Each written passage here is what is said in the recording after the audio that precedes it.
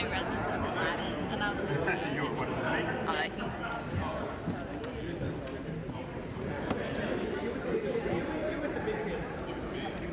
All right, there should be plenty of room to sit down on the bleachers. It's supposed to hold 500 here, so it looks like all our speakers have arrived and are sitting. So I know it's a little bit after 2, and we're going to try to close at 4. So I'm going to start us off today. I am Boyd Walker with Art Revolution Alexandria. And this is my second town hall here at Charles Houston. Some of you may have come to my healthcare town hall that I held a couple years ago, which was a great event. And this town hall is sponsored by Art Revolution Alexandria, Art Revolution Arlington, and Art Revolution Nova, who we will hear from both of those groups shortly. And I would like to welcome everyone in the audience and all our speakers. And I promise that we will try to keep the program moving so that we can end at 4 o'clock. I know there's some concerns about the weather today. I also hope that we all can be civil and listen with respect to each other, especially when we disagree. There will be 3 parts to the program today: some warm-up acts, the speakers here, a panel discussion, and then a chance for you, the audience, to ask questions of any one of the participants. I would now like to introduce all the elected, are there any, I think all the elected officials are up here as the speakers. I didn't see any others walk in. Huh? Oh, yes, Michelle Reeve from the school board is here. Thank you so much, Michelle, for being here. There are a lot of events going on this afternoon, and I understand there's also some football going on this afternoon, so some people might be missing for that reason. All right, so I'm going to speak first, then we'll hear from our sponsors, then we'll hear from our elected officials here on the stage, and then we will go to our panel, and then hopefully we'll have 30 to 40 minutes at the end for you all to ask questions. Like everyone else, I heard Amazon was arriving in the DC area at the announcement on November 13th.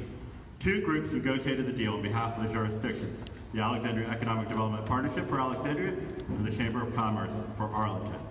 Arlington has offered $23 million in grants that will be debated and voted on February 23rd. The state will be including their $550 million incentive package in SB 1255. We will hear more where that is in the process from our state delegate and state senator. I've attended the Kojo-Nambi Town Hall and 2 listening sessions in Arlington. I was seeing a lot more questions than answers. 1 was a radio show and 2 were listening sessions, so I understand that they were not built for providing answers. But that is certainly why I wanted this forum to be different, with plenty of time to ask questions. Is this whole Amazon thing a good idea? Admittedly, I come at this as a skeptic. I wonder why we need to provide incentives to the world's richest man and a company that has no problem making profits.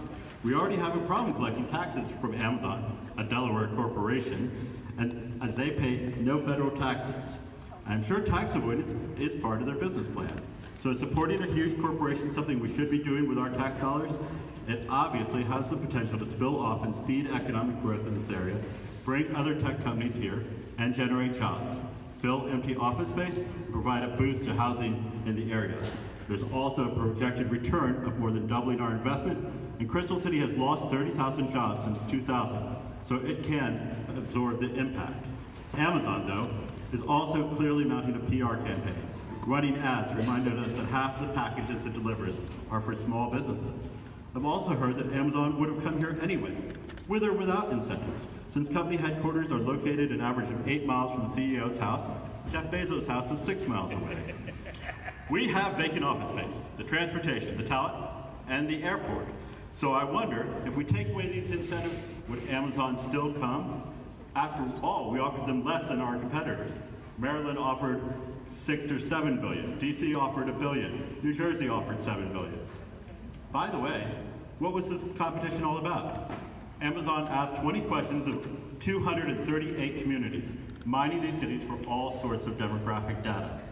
Think that was all about being in the running? I suspect it was about delivering packages. We also have to look at the whole company and what it does. Part of it will be lobbying Congress for good deals for business. Part of it will be lobbying the Pentagon for lucrative military contracts. Amazon is buying up other companies, building its own delivery system that can put the post office out of business, mining data that may compromise our privacy, and building a monopoly based on vertical integration. In fact, they are not even really telling us what they're going to be doing here. This is also part of their business model. Non-disclosure agreements were required with every city that bid for HQ2, and the negotiations were done in secret so that the public had no say in what was being offered. Cities blindly bid against each other cities. Luckily, our region banded together, or it could have been worse. Here are some of the numbers. Arlington is offering $23 million generated through the hotel occupancy tax and paid back through tax increment revenue of an estimated $28 million. Except $10 million is proposed to go back to public infrastructure projects in National Landing Site for the next 10 years, and Arlington will be collaborating with Amazon in the coming months to work out the details. Virginia's package is even bigger. $550 million for the first 25,000 jobs, over 150,000, and another $200 million for the next phase when the jobs reach 37,850. Compare that to the $268.7 million the governor proposed to increase education funding this year. So we are potentially giving Amazon more than twice as much as we are giving schools. I got a broken podium here, so if Amazon wants to fix that, that would be great. I thought when Amazon was looking for a home for its second headquarters, we should be asking Amazon what it would be bringing us, not what we could give them. After all, they built a streetcar in Seattle, donated $40 billion, and one of their competitors in the tech industry, Microsoft, just announced that they would be giving $500 million on affordable housing in Seattle, including preserving existing housing. Microsoft co-founder Paul Allen reshaped Seattle with its philanthropy, creating a cultural hub. Yet Amazon does very little in comparison with philanthropy, and there's no offer of a cultural center as part of this project, even as our local theaters probably struggle to maintain a presence in Arlington and Alexandria. Mackenzie Bezos, we're counting on your generosity. You've been reading about his recent divorce. Amazon has had much more of an impact on Main Street than we used to think Walmart did. Small stores closed because customers price shop on Amazon and buy the product they see in the store on their phone for less. Why walk out of your door when you can have it delivered? We are naturally lazy people, we humans. Amazon almost killed the bookstore, but luckily the resistance is strong and we are still buying books from brick and mortar stores. But one of the biggest problems we have in the United States is the divide between the haves and the have-nots. Are you someone who can afford an unlimited budget on Amazon Prime and never check your credit card bill? Or are you someone who is looking in the cupboards because you are furloughed and living paycheck to paycheck? Are you someone who doesn't have to worry about the cost of housing? Or are you someone who will be priced out of the area? Can you send your kids to any school you pick? Or are you stuck in a public school where repairs are piling up, the heat is not always working, teachers don't get paid enough, and schools are beyond capacity? Is Amazon going to build a bridge with the community, or will it be erecting a higher wall for those seeking prosperity to climb over? At this point, it seems impossible that we can ask Amazon for anything else because, frankly, we lack the leverage. So we simply have to cross our fingers and hope that what Amazon brings will be better than what it's taking away. And let's be clear, I want all these things that this deal is bringing, like money for affordable housing, money for our beleaguered metro system, and a new college campus in Alexandria focused on STEM careers, not to mention jobs. But I also will be clear that I'm opposed to subsidizing corporations. The fact that we are doing so shows that we prefer to pat ourselves on the back and have big splashy headlines than to do the hard work of investing in our main streets, small businesses, and preserving existing affordable housing.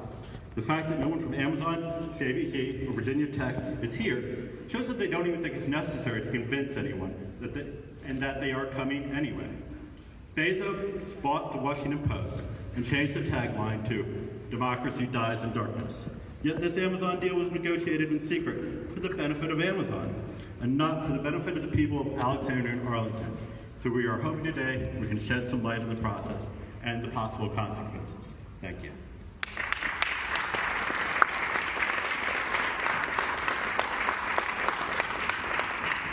So our first speaker today is one of our other sponsors, our Revolution Arlington. Roshan?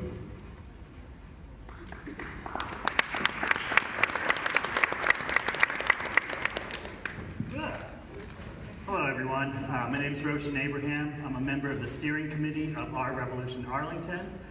We have taken an official position against the Amazon deal. We are part of the For Us Not Amazon coalition, and many of you have our flyer that goes through some of the details about why we think this is a bad deal and what Amazon actually represents. We've been speaking to the county board since last spring about our concerns regarding the HQ2 surge. We asked them to start having community input sessions back then. They didn't, so we held our own town hall where people came to speak about their concerns about housing, about Amazon's business practices. And after the town hall, we made an official position against the deal. And the reasons for our opposition are several. One is that everything has been done behind closed doors. Now everything you hear from the county and state is not about, well, do you think this is a good idea? It's not about getting feedback from you. It's about selling the deal to you, with one notable exception, Delegate Lee Carter, who's been very vocal against it.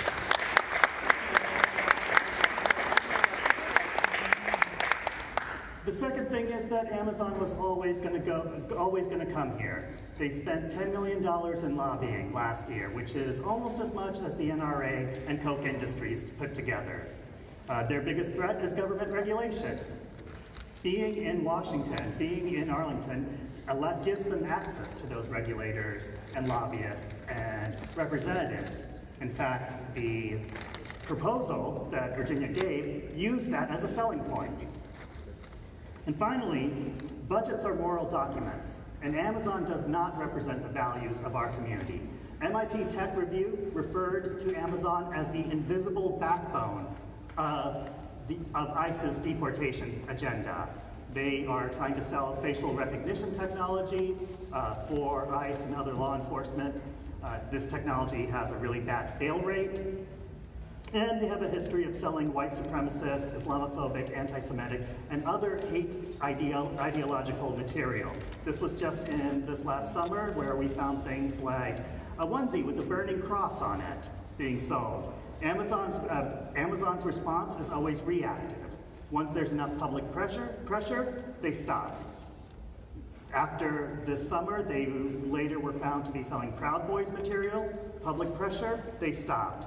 They haven't taken a proactive measure. They haven't tried to prevent hate groups from selling their material on Amazon. For all these reasons, we think that that money, the subsidies that are being offered to Amazon should be kept for our community. Thank you.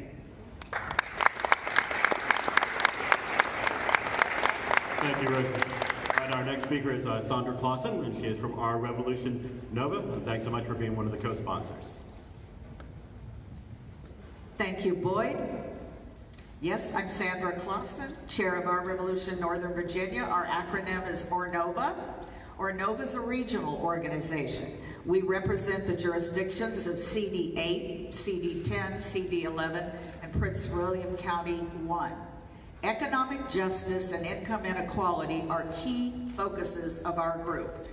We are very pleased to co-sponsor this town hall with the purpose of ascertaining the realities and impact of the Amazon move on the communities in our region. On the issue substance, I'm only going to mention a few general points about the realities of economic development subsidies, citing a Center for American Progress November 2018 fact sheet. 1. Economic development incentives often are not crucial to where firms locate. Next, benefits from incentive deals may not live up to the promises. For example, business tax incentives cost an average of $16,600 per job per year, which is far more than other economic development strategies such as neighborhood development, brownfield redevelopment, infrastructure investment, and customized job training. Next, subsidies may result in diminished public services. When state and local governments commit taxpayer resources to providing incentives, there are opportunity costs. In many cases, these include an inability to fund education, provide affordable housing, or contribute to rainy day funds. Next, transparency and evaluation of incentives are minimal. Taxpayers would never accept a comparable lack of transparency on infrastructure or education spending from a public entity.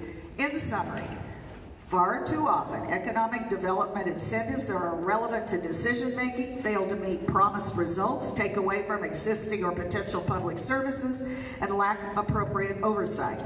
until elected officials are held accountable for condoning opaque and non-targeted deals. Taxpayers will bear the costs, while companies reap a majority of the benefits.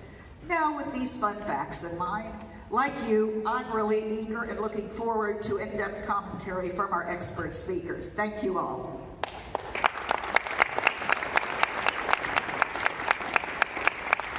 Thank you very much, Sandra. And please, all you people on the wall, if there are plenty of seats over here, if you want to get a seat. Next, we're going to hear from Neri Kanui. He is from the Carpenters Union. Thank you very much for being here. Hi there, my name is Neri Kanui. I'm with the Keystone Mountain Lakes Regional Council of Carpenters Union, and I'm also part of the executive board for the Northern Virginia Labor Federation. I'm here because, I want to let you know that sometimes there's things that we can do and we cannot do regarding these projects, right? We always hear about our states, our localities investing taxpayers' money on this project, but there is nothing that guarantees that these projects are going to run smooth, right? So in my side of the industry, we do what we call project labor agreements.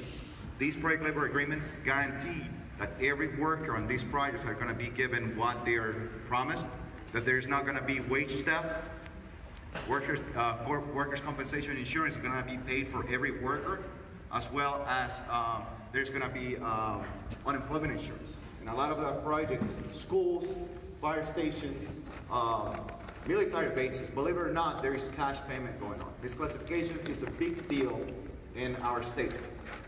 Maryland, DC have passed right now a wage theft that you can sue for 4 times or 3 times the amount owed in any project in Maryland and DC. Virginia doesn't have it. A project labor agreement would be a safety net for every worker in these projects. Every single penny that is supposed to come back to our communities is going to come back because everybody's going to be given a W-2 form at the end of the year, not a 1099. We are in support of this project, but at the same time, we want to see Amazon to be a responsible partner to our communities. We really think that they can become one, not that they have been one, but we can make them do that. Right? We are the ones that need to lead the way to make these corporations, whether if it's Amazon or anybody else that comes to our neighborhoods and support our communities, to be good partners.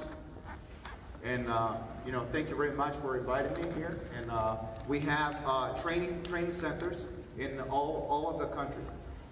Just think about it, in a 20-year development project that these would probably be, right? Any carpenter that starts their apprenticeship school with any of the building trades are going to finish, and they're going to have somewhere around 15 or 20 years of retirement already on their careers if we have project labor agreements on these type of projects, especially the one in Amazon. Thank you very much. Thank you very much. I did want to mention we do have a couple city council members who have joined us, Councilwoman Del Pepper and Councilman Mo Seifeldien, who I think is also at a Sudanese event in the other side of the building, so he's going to be coming back and forth. And I want to mention that we invited Mayor Justin Wilson here, and originally he wanted to come, but he did have a conflict this afternoon that came up. So we have invited former Mayor Allison Silverberg here to say a few words. Thank you, Board. Thank you for organizing this, and thank you to all of you for coming today. I think this is a good conversation to have, and I'm looking forward to hearing your questions and thoughts. First of all, this did start, it took about 14 months of my 3-year term, which just ended a few weeks ago, January 1st. So it really was an issue that started during my term and that we finished in the fall. So I'm happy to stand here, especially since the current mayor can't be here. And I'm glad that 2 of our council members are here, Doe and Mo. First of all, I'd always made it a priority to talk about the importance of diversifying our economy so we're not so tied to the ups and downs of the federal government. I think that's really important. We did put in, just 240 cities put in a proposal to Amazon. We were one of the 240 cities. We did join forces, as you know, with Arlington with regard to what we dubbed as national landing. And our part of it, as you now know, is all about Virginia Tech. And that ended up being a very big part of Amazon's choice, I think, for national landing. And I'll let my friend and really a colleague, Christian Dorsey, the chair of the Arlington County Board, speak to all of that. Now, what was our part in Alexandria? I think that's really important to discuss. Our part, Virginia Tech has already been in the city of Alexandria for 50 years or more. And we love them, obviously. And they were looking to expand their footprint in the city of Alexandria, which is excellent. But this, bless you, but this is a tremendous choice. This will be a $1 billion campus in Alexandria. The innovation campus that Virginia Tech will build will be a $1 billion campus. $250 million will be chipped in by Virginia Tech, and the Commonwealth of Virginia will be chipping in $250 million. Obviously, having a such a substantial increase in higher education in our city, I think is a tremendous leap forward. We were already focused on Oakville Triangle. Long before Amazon had put out the RFP, we had voted unanimously as a council, probably a year or more before their announcement for size. We had already voted in the city of Alexandria for Oakville Triangle, and that is where their footprint will be. So this is a tremendous opportunity for the city of Alexandria. It'll be a great opportunity for undergrad and graduate students who are focused on STEM, as well as it'll be a tremendous space for entrepreneurs, startups, and those who are interested in research. And this builds upon how our city is already an innovation hub. We are already the headquarters for the National Science Foundation and the Patent and Trademark Office, PTO building. But this is a huge leap forward for us and for the generations to come. It's a total game changer for our city, and certainly for the region and for the Commonwealth of Virginia. We are enjoying historic low unemployment in Alexandria. We are at about 2% when I left office. And, but the jobs of the future will be focused on innovation. We know this. And the state's package for Amazon, and I'll let Christian Dorsey, the chairman, speak to that, but it does involve a huge investment, and those are our dollars. But think about this for a second. The return on investment for the state's investment in the Amazon project will approximately be 6 to 1. The state's area of investment focused on expanding Virginia's tech talent pipeline. That's good not just for Amazon, of course, but that's good for other companies that are going to come to the DMV. There will be transportation infrastructure improvement. That'll improve mobility. This is from the state's perspective. Also, in terms of their investment, there will be a post-performance incentive only after Amazon has created new jobs. And as Christian Dorsey and others have stated from Arlington's side, they had lost about 25,000 jobs. And Amazon is bringing, over about 20 years, 17 to 23,000 jobs. We don't really know for sure what those numbers will be. But I just want to talk about one more thing, and that's affordable housing. Many of you know that that's been a crucial issue for our city, and I was very focused on it with the council. And we, during my term as mayor, we tripled the dedicated funding for the Affordable Housing Fund because we added 1% to the meals tax. That is really a game changer in and of itself. In addition to that, because of the Virginia Tech deal, the city manager announced a $1 million additional funding source that he will put into the budget in the coming cycle for Affordable Housing Fund, for dedicated funding for Affordable Housing Fund. I'm so glad Boyd Walker mentioned the $500 million funding from Amazon. That is in addition to other companies that are chipping in.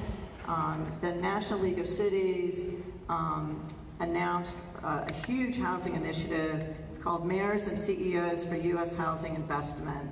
And on that day, I spoke, the mayor of Oakland spoke, and others spoke, and Kaiser Permanente announced a $200 million investment in housing. And so Amazon's announcement for $500 million is in addition to that. And other CEOs you're going to see, I hope, come forward, but we need to be pushing for that in the public. So those are just some of the issues, but just to reiterate, we had already focused on Oakville Triangle, where Virginia Tech is going to put its $1 billion campus. We had already voted for that development process unanimously long before they announced their RFP. And second, we were already focused on Potomac Yard Metro Station. So it just fits right in for us. We are 2 miles down the road from where HQ2 will be, and I will let Arlington speak to that. But I'm happy to answer any questions. Thank you. Thank you very much, Allison, for coming and giving us your perspective. And next we have Senator Adam Evan, who represents some of the area, and I've known for a long time, been a good friend. Thank you, Boyd. Thank you also to Our Revolution for the deeper dive today. And thank you for the dialogue you've been raising in the community. You know, we may disagree on some things, I think we're going to agree on others.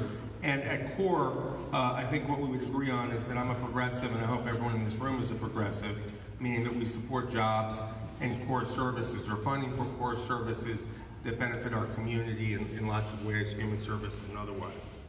Now, not all policy in Richmond or anywhere is black and white. Some of it has some gray attached. And I wanted to talk about first what would happen if Amazon did not come. What would happen? Arlington's commercial vacancy rate would remain at about 17.4%. And the reason it would remain at that is because we don't know when it would get filled. I think it would get filled over time. But by Amazon coming, you get 4% increase, which in turn increases Arlington's property tax base that I'm sure Christian knows better than I. Now, also, the planned space where Amazon will be, roughly, is set under Arlington's comprehensive plan for development, eventual development, significantly. And because we're close to the nation's capital, something would be developing there, whether Amazon or not. But let's talk more about the incentives and the deal, because that's what you hear about. As you know, there are as many as 25,000 jobs are anticipated over the next 10 years, with 300 to 400 this year, and then an average of probably as many as 2,500 or slightly more per year thereafter for 10 years. And this will fit in, as I said, with the planned development. Now, the tax incentives, I think, are from hearing the previous speakers, are one of the concerns that I think people have most. Now, the Amazon is investing about $2.5 billion, but after they receive their incentive payment for each job that's created, only after a certain amount, I think it's 25,000, but they only receive that money until after they have a job paying $150,000 on average for 4 years. That doesn't count the jobs that pay less or any spin-off jobs from related firms, whether they're technology or providing services in the area. The incentives that we would pay the Commonwealth of Virginia are one-time incentives, and after they're paid, there's a net revenue factor of $3.2 billion that the Commonwealth would take in after the incentives that wouldn't be taken in without those jobs. Now, We also have an issue that we're facing in Virginia, which is a net loss of young people moving out of the state, or people moving out of the state in general. And a lot of those people are young people leaving our universities and colleges for jobs elsewhere. And the former mayor of Alexandria, Allison, just detailed some of the benefits of the tech campus. But one of the benefits I want to mention is that it creates this pipeline so that companies like Amazon and others in cybersecurity who have large vacancy rates, or large ability to hire many more people in Northern Virginia, will have more talent to do that. So that can help young people stay in the state, and of course you don't have to be young to get a graduate degree. Now, my role as a state legislator is to work on the challenges of this deal. And there are challenges, let's recognize those. We have challenges in housing and transportation and in school capacity in many regards. Now, individually, we know that housing is a serious regional problem. We also know that 30,000 people a year come to our region, and we also know that Tyson's Corner alone is going to grow 110 to 130,000 people over the next 10 years. Amazon, because it's a large employer, I think is drawing attention to a larger problem. And I think it's important that we draw that attention, partly because the results we're getting as part of this proposed program from the state, in addition to the incentives to the company. And this incentive is actually less generous to the company than many others. I know that Lee has spoken out about Micron being paid over $60,000 a job for jobs in Manassas. But if you look at others, we've even got bringing SRI to Rockingham County, $157,000 per job, Microsoft to Mecklenburg County at $107,000 per job. Granted, some of the reason that those incentives were larger is because they're rural areas. But it's not something that hasn't happened before. Now, additionally, I'd like to talk a little bit about housing, just in terms of what the benefits are to us from the state and from the localities. There's about $75 million over 5 years to preserve affordable housing coming from the state. And Arlington is going to leverage that, I think, with $70 million contribution over 10 years. Additionally, not just because of me, but I've written to the governor asking for $20 million more for the Affordable Housing Trust Fund for Virginia for next year, which is still too low. We're moving up to $19 million, so you can applaud that. That's good. But we're going to applaud it more next year when we keep it up, because it had been just $5 million last year. So we're hoping to leverage those funds to preserve more affordable housing, and they will preserve more affordable housing that needs to be preserved in any regard.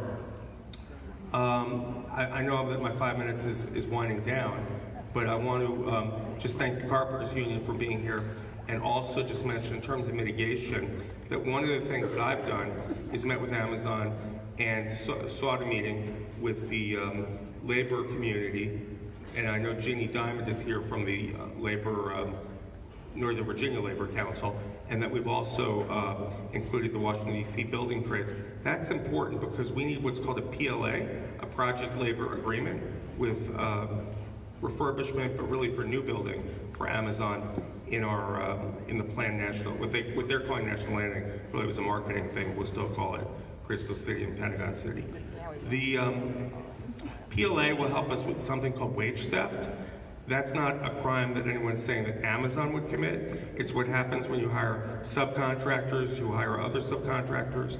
And that's something I've been working on in the General Assembly for a number of years with legislation, and the Delegate Paul Krizak is working on as well. So with that, I'll just lastly end on transportation to say that the $295 million guarantee from the state to address future and anticipated congestion is important. Anyone who's driven down Route 1 like I have, or taken a Transitway bus, wants to have Metro Transitway continue its path without being intermingled with other cars. That will allow for that. The additional Metro entrance in Potomac Yard is important. The city had prioritized it, and unfortunately didn't have the funds to follow through on that piece of it. The Crystal City Metro which has been underutilized for the last 10 years from its peak, or more than 10 years, will have a new entrance in a VRE connection. And all the people who work at Amazon are not necessarily going to all live in Arlington. By having a VRE station, those who live further out can take the VRE train. There's 55% of Amazon employees walk, use public transit or bike to work, at least in Seattle. And I think our connections and multimodal capabilities speak well for that. I'd rather have those people engage in those behaviors even more than have more cars on the road. So I think that's a plus. And I'll just close by saying that Washington, D.C. and our region is a company town. We're a government company town. And we see when there's a shutdown or sequestration that there's really negative effects. We've seen that even worse in Hampton Roads in Virginia, which is more of a company town with the military and the federal government. And Amazon is a large company too, but in our region, the 7th largest in the United States, I think that it's a good way to diversify. So with that, I'll look forward to hearing from you all. I'm going to stay here for the whole time and listen to your questions for the panel. Thank you so much, Adam. A lot of good information. One thing that Adam did mention is there also will be a walking path to the airport from the Amazon headquarters, which will be a good thing. So next up is Delegate Mark Levine. Thank you so much, Mark. Thank you, Boyd. Thank you, Our Revolution Alexandria. Thank you for planning this. I actually was working to schedule a town hall after session in March, and Boyd beat me to the punch, but I'm still willing to have one if there's enough interest. And in fact, my regular monthly meetup, those of you who know that, particularly my constituents, know that every single month we get together on Sunday at Los Tios. That happens to be today. After this, 4:30 to 6:30. If you want to continue to talk about this in a more informal setting, please come to Los Tios, ask me any question you want, and I'll do my best to answer. That's again at Los Tios, 4:30 to 6:30. Sorry? Oh yeah, next weekend, Adam and I are having a formal town hall in Minnie Howard. That is, you got the time? 10:30, I think, on Saturday. It's all in my newsletter, markfordelegate.com, all the times. Anyway, so we can answer your questions more formally. So, I, unlike Allison and Christian, I was not part of the deal when it was made, and I am a notoriously skeptical person. Maybe not quite as skeptical as my good friend Delegate Lee Carter here, but still pretty skeptical. And so I understand the concerns about rising rent. I understand the concerns about housing and transportation. And I looked really hard at this deal. And honestly, I think the benefits outweigh the costs, and I'll tell you why. A lot of this you've heard from Allison and Adam. And a lot of this, frankly, is promises. And it's going to be up to us up here and y'all over there to make sure Amazon keeps its promises. Because if you make a promise you don't keep, well then that's no deal at all. But if Amazon keeps its promises, let's talk about what the deal does. So we've talked about the 25,000, it could be up to 38,000 jobs, at an average of $150,000 each. These are not low-wage jobs. And the incentives we pay out, none of them go to Amazon until we get the money in first, until the job is created. That's a really important point. It's not like Arlington, Alexandria, and Virginia are giving a bunch of money to Amazon. They don't get a penny until they do what they've promised. That's really good. And the way the money works is it's a 6-to-1 ratio. So people are complaining, we're talking about $500 million, $500 million, that's a lot of money. That is a lot of money. But we're expected to get $3.2 billion just in taxes. So, if someone says you owe them, $100, that sounds like a lot until they tell you they're going to pay you $600 and you have to give $100 back to them. Suddenly it doesn't seem like so much money. I should note that if we're comparing to New York, where the other HQ2 is, they pay twice that much. They paid $1 billion. And for those of you who say that, well, they were coming to Washington, D.C. anyway, Jeff Bezos lives here, he owns the Washington Post, Montgomery County offered $8 billion. Montgomery County is not so far from here. They offered 16 times the incentives, and they were rejected. Why were they rejected? Well, I think the reason is because of our workforce already. If you look across the entire United States, not a lot of people know this, you're an educated crowd, you probably do know this. If you look at every jurisdiction in the United States, every city, every county, in the whole US, the most educated county, the most educated jurisdiction with the highest percentage of people who have college degrees is Arlington County in the entire United States. Second in the entire United States is the city of Alexandria. Fifth, by the way, is Fairfax County. So I represent educated people, and they hold me to task, as they should. But this is the entire United States. San Francisco, Manhattan, you name it, we are the most educated. So you're right, Amazon sought out us. They also sought out us because Crystal City had largely been devastated job-wise. Since 2004, Crystal City, that area, has lost 34,000 jobs. Largely because of BRAC, that's where they moved the military base, and also because, well, we took the patent office from Arlington over to us down here in Alexandria. Can't complain, they're both in my district, but we do well down here in Carlisle area, but in losing the patent office, Crystal City has the highest vacancy in Arlington. There is room there to house the jobs, to house the people. There's transportation room there. I told you I'm going to watch them carefully. I've already put in a letter to Amazon that we want a project labor agreement, and I think they're going to give one. They did it in Seattle. We want to make sure that everything they construct is done at good wages, good jobs, solid work, and I'm going to hold them to account. For Alexandria, as Allison mentioned, you can't beat the Virginia Tech Innovation Campus. A $1 billion new primo university right here in Alexandria, right here in Potomac Yard area, and west of it, into Arlandria. This is going to be fantastic. Think about all our kids graduating public schools. You probably know in Alexandria, the majority of our kids are on free or reduced lunch. A lot of kids in our public schools come from families that are struggling. These are the most highly paid jobs in the country, technology jobs. And the campus will be right there. They're going to work with our public schools. This really gives an option, an important option, to help our kids escape poverty. As I noted, one other thing, they're going to go through regular zoning. So all of you who don't want something here or there will have the chance to complain to your local government, as you should. As far as housing is concerned, I'll take Adam's $24 million, actually I'm going to double you, Adam, because I've signed on to Alfonso's budget amendment for $50 million in affordable housing from Richmond. Something that we desperately need. But one of the things we should notice is that Richmond is noticing Nova. For those of us, for Adam and I, who go down to the Capitol during session, everyone knows, it's an open secret, that the Republicans who control the General Assembly do not look too fondly on Northern Virginia.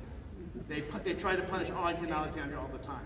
We're going to get $1 billion investment from the state because of this deal. That's not just in the campus, Virginia Tech, it's also in transportation. It's improving Crystal City Metro, it's the southern entrance to Potomac Yard, which I know a lot of my constituents really wanted, the walking bridge. It's also in housing, in building new affordable housing. So I think that's important.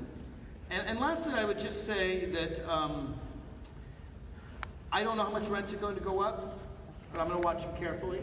Some of the statistics suggest that it is, one statistic says 0.2%, one suggests it's under 1%. Whatever it is, we're going to watch it carefully. At the end of the day, the state is getting, all the localities, we're getting billions of extra dollars.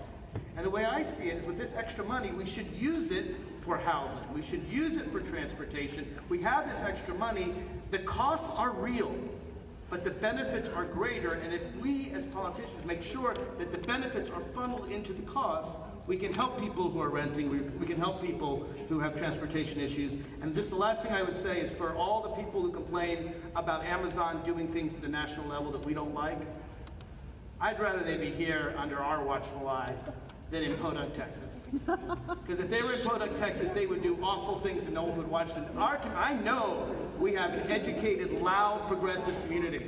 This is the community that ran a neo-Nazi out of town. I'm very proud of them. So Amazon is not doing what you want. Y'all are going to be there, I'm going to be there, and we can actually work to modify this national company on the national level. I see this as a real opportunity. Real risks, I think the opportunity is greater. Thank you, everybody. Thank you so much, Mark. And I know Mark is a good watchdog. He got some kind words from former Governor McAuliffe about how he reads every single bill.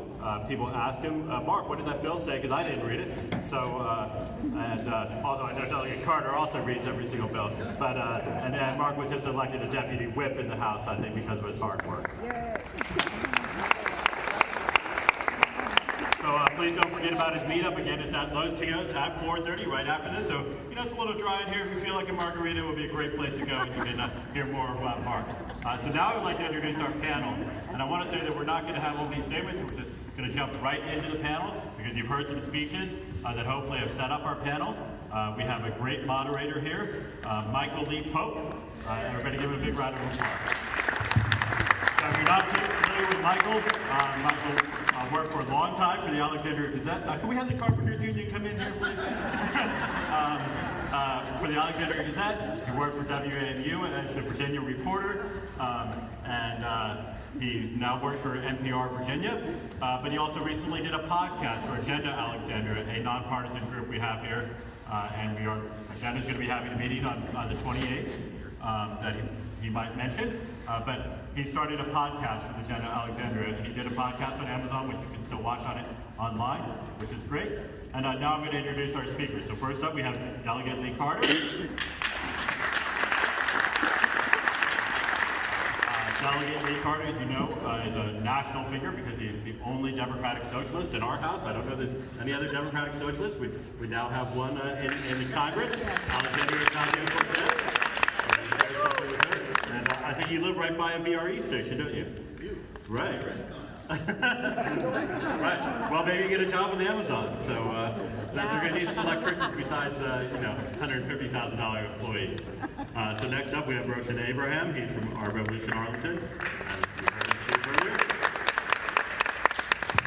We have Nicole Merlane. She is from Arlington. She has, since I invited her to this, become a candidate for the 31st Senate District in Arlington. And then last on the table, we have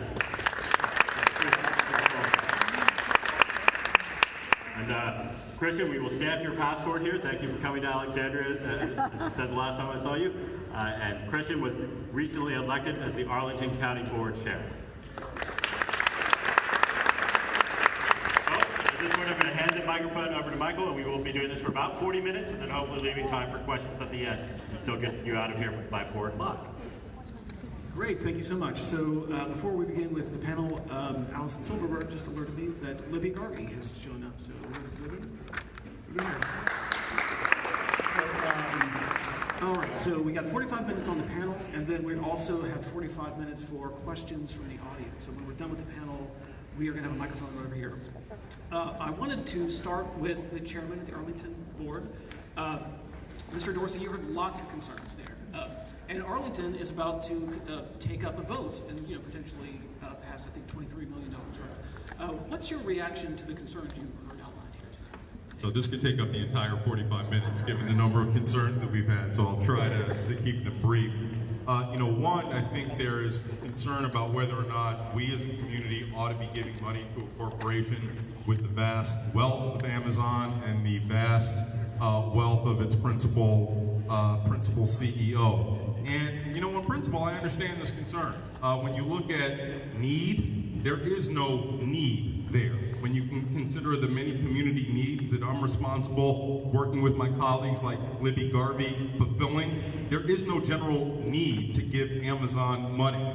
The question becomes, how does entering into this agreement allow me the opportunity to meet the other needs that we have in our community? Affordable housing, people who are underemployed and need greater opportunities to a path to middle class, sustainable jobs. How do I make sure we get the investments in infrastructure that the community has long desired? And this becomes a path for that. So, when it comes to dealing with the actual dollars and cents, we heard from, Mark Levine and Senator Eben talking about the return on investment. And fundamentally, when you look at the state numbers, a 6-to-1 return on investment, if that sounds good, in Arlington, it's 14-to-1.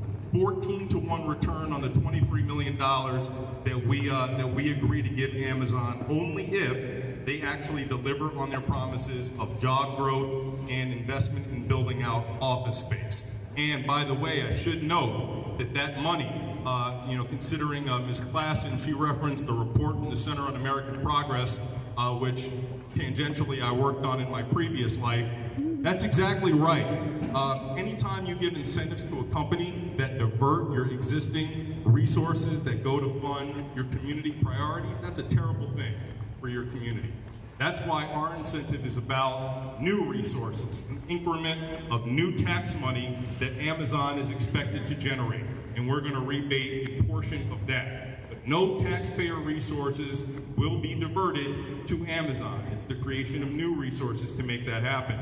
And the other concern that we've heard a lot is that Amazon is just not a company that reflects the values of progressive Arlington. And you know what? I'm not going to argue that. I'm not going to argue that at all. Because when it comes to corporations that generate that kind of wealth and are engaged in the vast enterprises that Amazon is engaged in, absolutely, you're going to find a lot of things that I find problematic. Particularly companies, it seems that every company these days is involved in the profiting off of the commoditizing of our data, of our personal data, that allow these companies to thrive, that none of us get any compensation for, nor do we get any privacy protections for. Quite frankly, it pisses me off. But I can't really stop that by not having Amazon in my community. They can't be elsewhere, and I can't influence that direction. I have a better shot if they're here. And then the next thing, is anybody in the audience willing to admit to being an Amazon Prime member? Well, it was striking when I found out that 64% of American households are Amazon Prime members. That number shocked me. That's a huge number. So when I think about what are the best ways to influence a company to start doing things that reflect values, while I would love it if saying no to Amazon would get them to say, well, Mr. Dorsey, what can we do to be a better company so that you'd say yes? I don't think that that's going to work. But what could work, perhaps, is the community of the world who Amazon relies on to grow as a business actually standing together to say, no, we don't want any more activities like the ones that some people have voiced concerns with. So with that, I'll try to be brief and pass it on. Thank you, Mr. Vogt. So I want to do two housekeeping things before we get to the next question. The first is, this is a discussion, so anyone that wants to talk, grab the microphone or fight it out of somebody else's hand would be great. The other thing is we have an Alexandria councilman who's walked in, John Taylor Chapman, is over here. Thank you for joining us. I want to go to our other elected official on the panel here, Delegate Lee Carter. Now, I want to do a thought experiment, Delegate. Imagine everybody in Richmond, imagine the entire General Assembly was a bunch of Lee Carters, and they all voted against this thing. Would Amazon, what's the danger there? Would Amazon change its mind and say, we're going to move to New York or Texas or something? Do you think there is a danger that if Virginia went back on this promise of this $550 million, that Amazon might decide it want to move somewhere else? First of all, no, because the reason that they decided on Arlington is not because of the workforce, it's because their number one customer is the Pentagon. So Arlington, realistically, their number one group of folks that they're catering to is the Pentagon, number two is Wall Street, and go figure, they ended up in Arlington in New York, who would have guessed? Even if they did decide to go elsewhere though, I'm not convinced that's a negative. Because we've heard a lot about statistics of Crystal City's vacancy rate, and we're going to get $6 for every dollar we put in, but we don't represent, as elected officials, we don't represent a balance sheet, and we don't represent a corporate real estate vacancy rate. What we represent are, each of us in the General Assembly, 85,000 real people with real lives. And I think that a lot of the discussion around this project, a lot of the discussion around economic development as a whole, misses the forest for the trees. And what I mean by that is looking at our economy in Northern Virginia, we have a 2% unemployment rate. We heard the former mayor of Alexandria talking about our historically low unemployment rate. But there is what's known in economics as structural unemployment. That is the unemployment rate below which capitalism ceases to function. Because if the unemployment rate gets so low that you know you can always go find another job that pays more, they can't make any profit off of you. So we are currently below structural unemployment. And by continuing to add jobs and add jobs and add jobs, those jobs are not going to people that are already here. Those jobs are going to people that they are bringing here. And I've read the full memorandum of understanding with Amazon. There's absolutely nothing in that agreement that stops them from bringing in transfers. The only thing it says they can't bring transfers in from elsewhere in Virginia. So we're bringing people in from Seattle, we're bringing people in from Texas, we're bringing people in from Pennsylvania, we're bringing people in from Maryland, who are going to be moving into Northern Virginia and competing for the same housing. And that is not a theoretical. That's not something that's in the future. I mentioned when I was introduced that my rent has already gone up. I signed a lease in May, and I checked the price of an identical unit in my building last week, and it is 18% higher before a shovel has touched the ground. Wow. So when I renew my lease in May, my rent will be at least 18% higher just for the announcement of Amazon. Not even their actual economic impact, because that hasn't happened yet. So we have a structural problem where politicians like me have an electoral advantage to talk about how many jobs they create, because that sounds really good on a headline.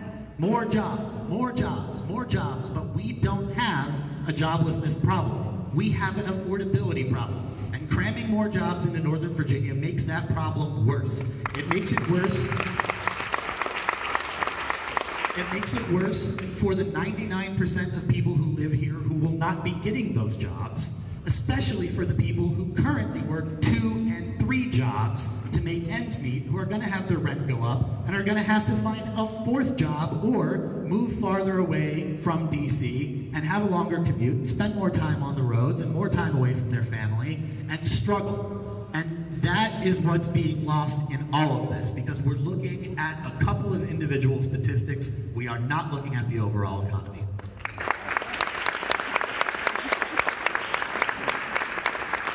Okay, next I want to talk to Nicole Merlin. Now, I think Boyd said that she is running in the Democratic primary against Barbara Favola, right? So assuming you get to Richmond, you're there in the General Assembly, how would you vote? So they're about to vote on this in Richmond. Assuming you were there this year, how would you vote on the $550 million subsidy? I would absolutely, great.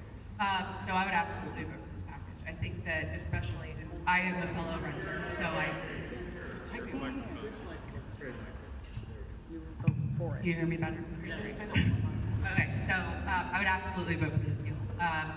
As a lifelong Arlingtonian, I've grown up here my entire life as a renter, someone that grew up here, had to move back, be able to afford rent. Rent has been an issue for this entire region forever. When I moved here, my rent was, I'll be really open, $900 a month. Wow. It was wonderful. That was just a few years ago, not that bad. Now it's $1,400. This is not an Amazon problem, this is an affordable housing problem. It's a deep-rooted problem in our community. Will Amazon add to that problem? Absolutely. But within our growth markets, this is within Arlington's already planned growth documents. One of the wonderful things about Arlington, and I think is part of why Amazon chose us as a community to live in, is that you know exactly the zoning, the housing, and transportation investment that we'll be making over the next 50 years. We are committed to already, like we already talked about in our metro funding and our housing funding, these are fundamentally things that we already are having to deal with. And so when you talk about then Amazon coming in and filling this vacancy rate, we're already cutting to the bone on our budget. And I disagree that our government is not talking about revenues and expenditures, because frankly, my taxpayer dollars are going into a budget, and I want them to come out on the best end of that budget as possible. because I frankly can't afford a lot of higher tax rate. I don't want Arlington County board of Assessors. We've already seen it. And so if you're asking me, I think that what we talked about earlier was this should be a back and forth. What can Amazon do for us? There's a massive corporation. They basically rival our federal government in size, and that's a completely different issue. But if we want to have a really good relationship with them, I think that we should be able to say, okay, well, what about internships for our high school kids that are in town? What about not just at the innovation campus with Amazon, but let's talk about our entire workforce. Let's talk about small business needs, middle-sized business needs, and those larger business needs. And how do we incorporate with the secondary education services, whether it's Nova, Tech, Mason, any other local university system, or carpentry and more workforce groups. How do we coordinate what our workforce needs are for the 21st century? Because that's completely different than it used to be. So I think this is the start, and I would just, and yes, definitely, deal.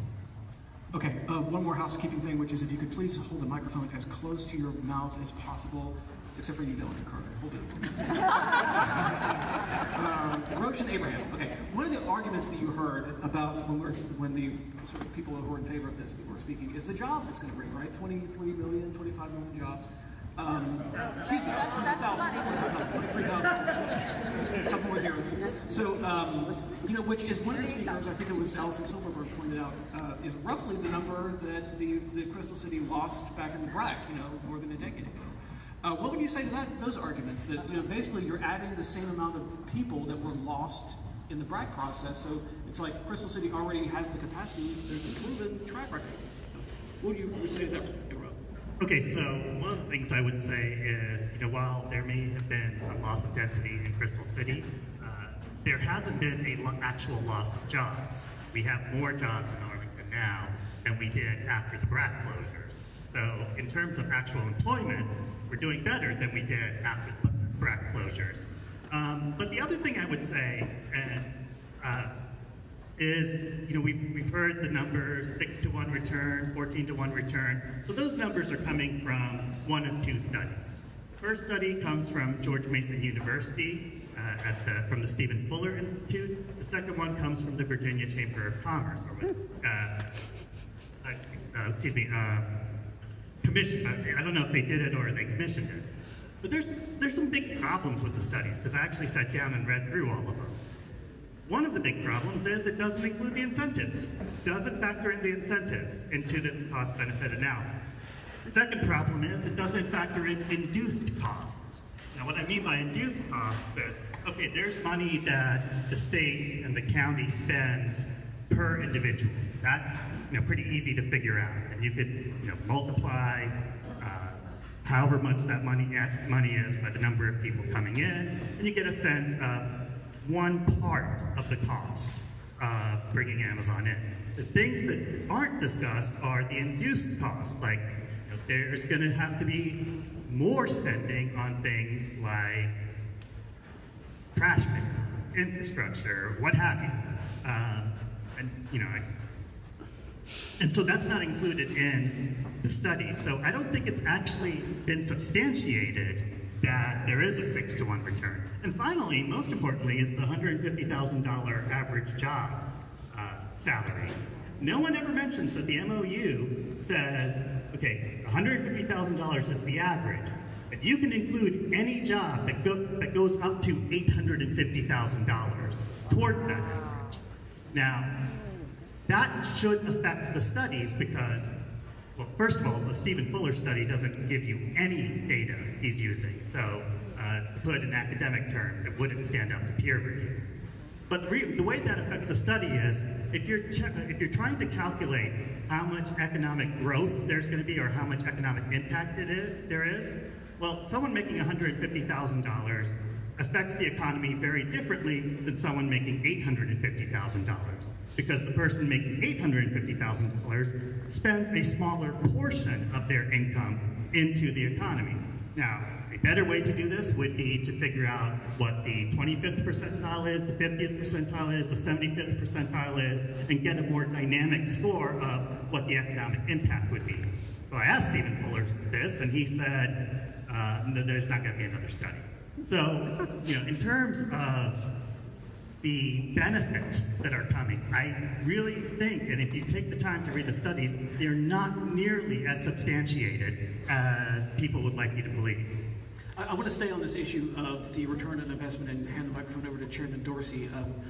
You had a number earlier about the return on investment and what Arlington would be, right? So what was that number again and how? 14 to 1. Talk about that number and how it was calculated. What it So means. it's taking the direct tax revenue that Amazon will produce at 25,000 jobs with a $2.5 billion capital investment and comparing that against the direct financial incentive of $23 million paid over 12 years with ours. So we don't have to get into the speculative macroeconomic effects that Mr. Abraham criticizes with the Fuller study, which I think also takes us away from the fundamental reality of all of this. We don't know what Amazon jobs are coming in. So when it comes to knowing what's going to be exactly at each wage percentile, you can't do a study on that because you don't know. The question becomes, what do you project given what you know at this point? And I think it's clear, and I don't think there's any way you can look at the deal from the state's perspective or the county's perspective and see a return on investment that is substantial. I'm not saying that's dispositive of whether or not you think this is a good thing, but let's not argue about the return on incentive because that's inarguable. That's a no-brainer. The question becomes the other areas that you're concerned with. You may shake your head, Mr. Abraham, but if you have a different analysis, produce it. But what is known and what has been analyzed, it's clear. That's not really where this debate should be. It should be about where else you think this impacts our community. But in terms of the return on investment, come on. There's no way you can look at it and not see the general results that have been promoted by us. And I'm less confident in the state's numbers because I haven't studied them as much. But from Arlington's perspective, it's pretty clear. Do you want to respond to that, Roshan Abraham?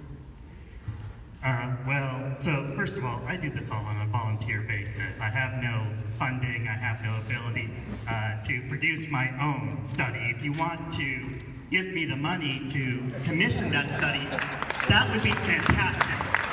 That would produce a poor return on investment, so I'm not going to do it. Yeah, because the study might disagree with the results your studies have. I have talked to economists, I've talked to Greg Leroy at Good Jobs First, and they all see the same problems with the study. I mean, the fact that the incentives alone are not included in the study is a problem. I think you can debate it, but right now, the only study we have is the one produced by George Mason and the Chamber of Commerce. There is something coming out that I can't say more about right now, but keep an eye on it. Delegate Carter, I want to get you to respond to something Delegate Levine said about the project labor agreement, which he says that his prediction was that they were going to enter into one. Yeah, it was your prediction. What was your prediction? What's your reaction to that? My reaction to that is, every project that we decide to do, we should do by ethical labor standards, and therefore, if we're doing this, we should have a project labor agreement. But I don't think we should be doing this. Because, again, this gets down to the fundamental reality, regardless of which project you're looking at, whether you're looking at the Amazon deal, whether you're looking at the Micron deal, whether you're looking at any of the other various economic development packages that have been put together in Northern Virginia over recent years, we have a fundamental problem with the way we are doing economic development. The Virginia Employment Commission just put out numbers the other day saying that in the Commonwealth of Virginia, we have 177,000 job vacancies and 66,000 people to fill them. We're creating more job vacancies for people that don't exist, which means that we're going to keep funneling more and more people in here and the rent will keep going up, period, in every single project. That is when I say that we're missing the forest for the trees on this discussion, I really mean it. We have a problem with the way that we are looking at economic development entirely. Well, I would like to pass that along to Nicole Burley. That's what you do professionally, right? So what's your reaction to that? Yeah, so as far as project labor agreements go, on a case-by-case basis, I think it's really important that we get this entire development into a project labor agreement. As I think that you guys in the House last year even wrote a letter about when we were doing extension of our highways and road systems that we should have a statewide initiative to do project labor agreements. So if there's a way to allow for local jurisdictions, it's certainly in certain zoned areas to require project labor agreements, I think that that would be a really great way for the legislature to move forward in a productive way on this. Secondly, on the way that we're talking about our economy, I completely disagree about the fact that if we let Amazon leave, Virginia's closed for business. I mean, if we go back on our word, that means that I don't think we could bring in very many new large businesses into our community. That's not a way to do business. And frankly, as someone that is in economic development professionally, Virginia is not known for economic development. We're very conservative in how we present ourselves to the economy, which is kind of our draw. I think that we're a safe investment. And I think that's why Amazon probably liked us. And so if we renege, that we lose a ton of leverage in the business community. And we need business. I'm not an anti-business Democrat. We need to have business in order to have a successful economy. But at the same time, like you said, we have all of these unfilled jobs in our community. And so our workforce is not trained for the economy that we live in. And so we have all of these people being sent to college, and I have peers that are in this position, and they're unable to find jobs that are good paying jobs, ones that pay $150,000, because they exist, and they don't just exist in Amazon, they exist with environmental consulting. You know, we have jobs in this industry that need to be filled, and we need to have a workforce development coalition that's able to connect our university system to the jobs that exist in the current world. All right, Delegate Levine has asked for the floor. I will be brief. As I understand, and he is my friend, Delegate Lee Carter's concern, it is that with all these jobs coming in, there won't be enough housing and therefore rents will go up. And that's true economically. If demand is greater than supply, the rents go up.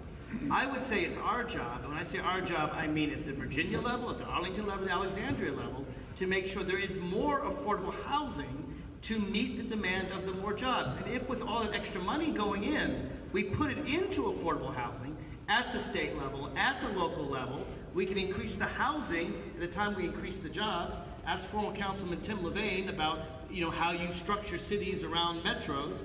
And with more housing and more jobs, that just means greater growth for all. So as long as we increase the housing at the same rate as we increase the jobs, I think this can be a win-win. All right, so I want to ask an open question to the panel. So anyone that wants to just grab the microphone or find it out of somebody's hand, based on something that Senator Evans said, which is sort of a thought experiment. What if Amazon chose somewhere else? What would happen? What would be the ramifications of that if Amazon chose somewhere else? And what the point he was trying to make, I think, if I understood it correctly, was about commercial vacancy. And so, open question: what would happen theoretically? Hypothetically, if Amazon made a different decision, what would the ramifications of that be? Well, so for Arlington, what it would look like is our current commercial vacancy rate of 17.5% would be projected to slowly maybe come down, but basically stay flat for a large number of years. The net effect, what that means is for Arlington taxpayers, a greater share of funding Arlington County government falls on people who have residential property. We have historically had this great opportunity where the commercial sector has basically absorbed about 50% of our property tax base, despite the fact that it's much smaller in terms of real estate. So we have enjoyed the ability to have government grow in the providing of schools, transportation, parks, other forms of services with a higher burden on the commercial sector. What we would be seeing is that would be shifted for a while and probably for the foreseeable future. Does it mean that our community is in the toilet? Absolutely not. I'm proud of Arlington and how it has been resilient from BRAC, but we are far below our actual potential. So if Amazon had chosen someplace else, we would be left with that. We'd also be left without having the substantial amount of money being returned to this area from Richmond as part of this deal to deal with long-standing needs for infrastructure, particularly transportation. We're working on some details on the housing commitment. but none of those resources would be available. We're talking about a place that would still have a significant need to find people to fill commercial office space without any real market to support it. So a lot of the plans that we have for Crystal City and Pentagon City, which look really great on paper, and I'm committed to seeing happen during my lifetime, we'd have no real path to making that happen without that level of commercial investment. So the consequences are real, and they're not necessarily positive. So this provides the chance to leverage the realization of a lot of things that our community has long desired. It's going to require smart management. There's no doubt about it. This is not just we say yes and then it's all easy. We have to be very proactive about dealing with increasing the housing supply. Otherwise, we are never going to take advantage of this chance to actually do something on affordable housing as a region, something that we have struggled with for the last 20 years. Any reaction? Yes, with respect to the chairman, again, we don't represent commercial vacancy rates. And frankly, you know, the fact that Arlington has 17% of its commercial real estate vacant is not for lack of jobs. Again, we have more job vacancies than we have people. It's overzoning in the commercial space. And so I understand the chairman is fairly new to the board. This is a decision that was made by his predecessors, but actually, I've been on the board for 3 years. I'm new to the chairmanship, but I've been on the board for 3 years, I think longer than you've been a delegate. This is a decision that was made decades ago, Mr. Chairman, to overzone commercial in Arlington. That's your perspective. But by trying to entice Amazon or any other company to come in and fill an overzoned commercial space, you are putting a lot of pressure on my constituents in Manassas whose rent is going up because of our proximity to the VRE. Manassas is bearing the cost of Arlington's decision to try to fill its commercial real estate rather than rezoning more residential. And again, this entire discussion misses the fact that we have more vacancies currently than we have people to fill them. That is an undeniable fact. The Virginia Employment Commission just put this number out there. There are 66,000 job seekers in the Commonwealth of Virginia, 177,000 unfilled jobs. Most of those unfilled jobs are in Northern Virginia, and most of the people that could fill them are in Southwest or South Side or the Eastern Shore.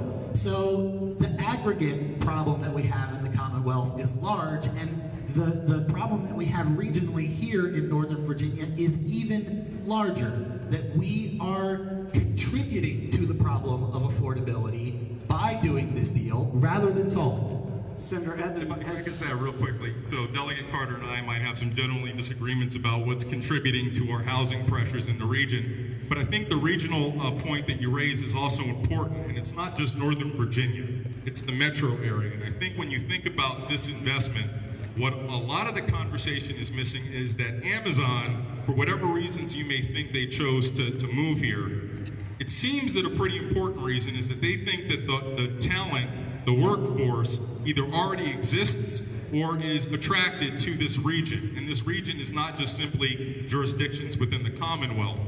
It's jurisdictions that can actually be connected through transit to Pentagon City and Crystal City, jurisdictions that you'll find the District of Columbia, Prince George's County, Montgomery County as well. So when we think about region filling the talent pipeline, we can't just simply look at Northern Virginia or the Commonwealth itself. We have to look at the entire metro region. And then when you see that, you'll see that the absorptive capacity of our region to deal with jobs and housing is quite strong. If you limit your analysis to Virginia, I can understand where you're coming to those conclusions, but you have to include the broader picture in your analysis. Mr. Chairman, if that were the case, they would have gone to Montgomery County for 16 times the money. They're coming here for the Pentagon. Well, hold on 1 second. Hold on a second, because Senator Evans has asked you to weigh in. Yeah, I just wanted to, I think, correct some of the things that Lee said. One of the things is the top 10 customers for Amazon Web Services, according to the internet at least, are Netflix, Unilever, Kellogg's, GE, Zinnia, which does video games, MI, which does consumer electronics, including scooters, Pfizer, Samsung, Adobe Systems, and BMW. Now, maybe there's some other list, but the Pentagon doesn't look like it's number one on that list. It's not even on it. Further, the rent increase sounds pretty significant. I have no idea how close you live to the VRE, but I live on the Metro, 2 stops from Crystal City, and I have my own concern, but I don't think that Amazon's a net loss, a negative to our community. The studies that the real estate studies from real estate companies, not from the people trying to sell the deal, were 0.2 to 0.7% increase beyond what would already go up. Rents are going up, we know that. It's happening. But it's hard to blame Amazon's 400 jobs that are coming in this year for raising Lee's rent drastically when he lives quite a distance from the site of the planned jobs. When do we get to ask questions? 'Cause Amen. Can I just wait? I'm going to actually respond to that because there is the latter half of this proceeding is the giving the audience an opportunity to ask questions, which is going to be the highlight. We are going to have Ricardo. Where's Ricardo? We're going to have Ricardo over here with the microphone. If you could line up behind Ricardo, wherever he wants to put the microphone. Do you want to stay in the middle? Actually, yeah, let's stay in the middle. And if you could line up behind him this way, and while we are doing that, let me just actually, did you want to respond? Yes, I just want to respond to the Pentagon question. So there's a contract that there's been a lot of kind of controversy over this Pentagon contract for this program called JEDI. I can't remember what the acronym is. It's a $10 billion contract. There's been some controversy about whether this contract was specifically written for Amazon. So that might be part of what Delegate Carter is saying. But also, just to understand why we can't be proud of Northern Virginia and at the same time recognize that there are specific draws to Northern Virginia for Amazon, such as Virginia has the lowest business tax rate, and 2/3 of Virginia businesses pay no income tax. So I think we can be proud of our workforce and still recognize that there were draws to Virginia that had nothing to do with it. All right, we're now going to start taking questions from the audience. Ricardo's going to drop from these wireless microphones. And you can ask your questions to any of our panelists or our speakers. It's wide open. Yes, ma'am. Thank you. I have a question for anyone if you want to answer it. I'm a federal employee almost 2 decades. As you know, we got no pay increase for locality at all, which actually amounts to a pay cut. I live right here in Old Town, Alexandria. I live on the blue and yellow line. I am concerned about the shutdown of the blue and yellow line next summer, which I've not, I appreciate on you're taking a survey about that I've not heard yet, but it flattens out and I talk to plans for that. With Amazon coming, that's only going to get worse. I want to know, affordable housing is excellent, you're going to build more, but I live here now. And there's no cap on how much a landlord can raise rent. All I have to do is give me 60 days notice, it's going to be more than 10%. So that means I get 60 days to try to go find somewhere else to rent. And I want to stay here.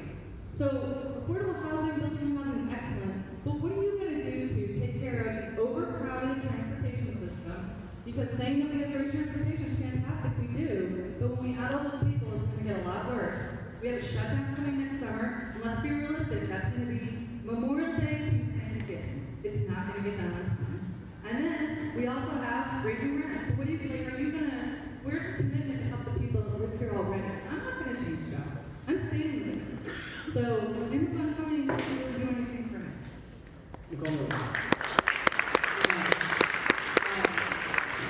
Our transportation system is quite literally catching fire. Our maintenance system has not been very well. And although we created a dedicated funding source in Metro that took from the Northern Virginia Transportation Authority that would have caused improvements to the system and increased the revenue to be able to maintain those improvements. So what we need is a true dedicated funding source to Metro that's not just shifting money away from other revenues that would already allocate to Northern Virginia. And frankly, I think we need to completely rethink how we do our busing system. We have jurisdictions in Arlington that are doing the busing system within Arlington, busing system within Alexandria, busing system within Fairfax. They're not going to work before actually working. And so I have to go to the bus, transfer to Pentagon City, transfer in DC, to then go to my job. And so that's not a shift busing system, and that's 40% of Metro. WMATA is 40% bus. You can ask the county manager of Arlington or the WMATA board, it's like throwing spaghetti at the wall as far as funding for busing. And so we need to rethink how we actually talk about that, because that's where a lot of our more vulnerable populations are in that last 8 mile. It's not next to Metro necessarily. It's people that are having to bus it, scoot it, God forbid. You're talking about those people too. So we need to create that one funding source for Metro, but then also as far as talking about rents, I think we need to talk about renters' rights. The 2017 Tenant Landlord Act was like scratching the surface of what is actually going on in a renter's minded community. You get screwed over pardon my rent on your every single time you change your lease agreement on your security deposit. You have no way of making sure that when you do have to go search for your cheaper tenant spot, that you're going to use your security deposit. They just say, no, you don't get it back. And that's thousands of dollars when you're trying to search a spot every single year. And so I could go on about renters' rights, but you need to also really dig into that because it wastes people's money and ability to find an applicant for a secure.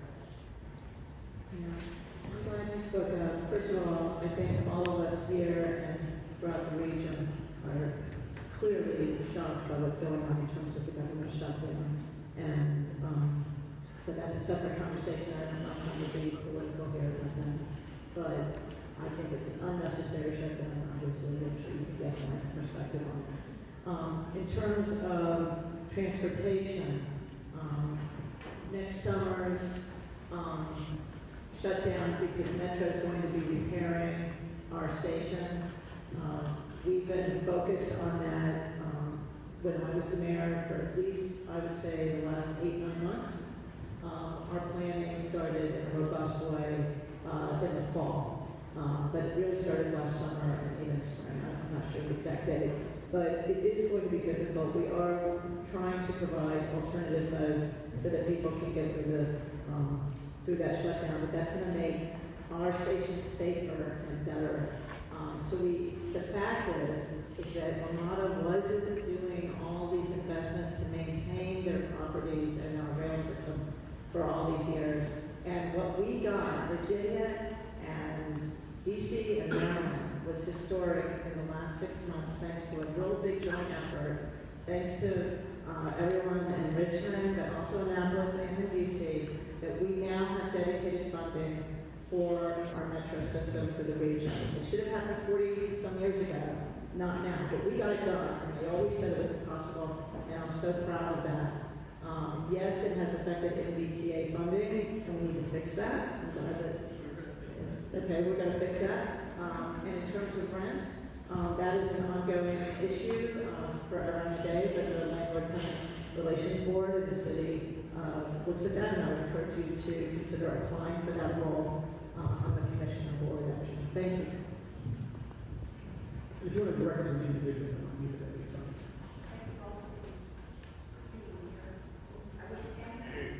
If you hold the microphone right into your mouth, like what's pointing toward your mouth. Thank you all for being here. I wish Amazon would have this name.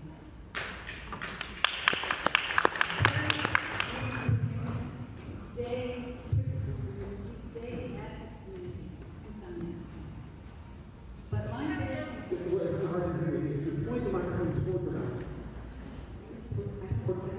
Yes, toward your mouth. It was a little louder to the mouth. All right. My biggest concern is transportation. We moved down, my husband and I, from years ago. Transportation to the Lord. Easy to get around. Here, you go 5 miles, and it's 25, 35, 40 minutes. 40 minutes already. Roads are terrible. Potholes everywhere. Ruined. Gibbons Street, GW Parkway, every single street has a pothole on it that you fall into. There's no, the metro, I take the metro all the time, I can't take that in the summer. It's already overloaded. The bike pathways, take those. You can get run over. These guys commuting DC on 50 miles an hour, they're running over you. The bike paths aren't high enough. Anyone add 25,000 people to that? Okay, so Commissioner Joyce, can you respond to that? So I would just say, if I could just remind everyone to be as possible, because we have lots of people who want to ask questions here. So Your assessment of traffic challenges as an Arlingtonian, I can certainly empathize, understand, and validate. I will say that the way to fix those things come through resources. As much as we like to not think about it that way, you can't fix infrastructure unless you have the resources to do it. The lesson with Metro that we talked about. Once you get the resources, you can produce results. So what we'll see is that Metro will have the capacity to carry people more efficiently at higher numbers than it ever has before. It's our job to make sure we shift as many of those workers to the transportation infrastructure that we already have. So Metro running significantly below capacity in terms of riders. We're soon going to have the ability to run 8-car trains throughout the entire system. We pick up a lot of people with that. But to fix the infrastructure that we already have, to make it in a state of good repair, it's going to have to come through adequate resources, which in some way, Amazon or economic development, regardless of whether it's Amazon or someone else, will have the ability, if your local elected officials do the right thing, allocate it to where the needs are. okay, so our next question, if you want to address it to an individual, or whatever you want to do. What's your question? Yeah, so I came out here today because I was a little concerned about rent prices that could potentially go up as a result of like the Amazon thing coming here. And one thing Boyd and Mark had mentioned was affordable housing, and I believe that seems to have something to do with this. So I wanted to ask them to like better clarify maybe how about this budget thing, how it could help keep the rent prices where they're supposed to be. Because if you're like me, you would have a hard time just getting the money for it in the first place. But like at the same time, we need to understand that this can be done. So if you could just have like a better, more clear explanation, so that people that have no idea how budget works, how rent works. Yeah, basically they're just going to get it from 3 crops a month. It's either going to come from Alexandria, Arlington, or Virginia. And all of them have programs. Alexandria has set this program. I think Arlington has also set this program. And I know the state has to put more, I think it's hundreds of millions of dollars, I think the exact number, into affordable housing because we have more money to spend because of the Amazon deal. I'm working in Richmond with Adams to increase money for the Affordable Housing Trust Fund, which just was used here in Alexandria to build new housing at the Carpenter Shelter. Keep pressure on local government and your state government, but we should use this money to put it into housing. I certainly support that. I think most of us.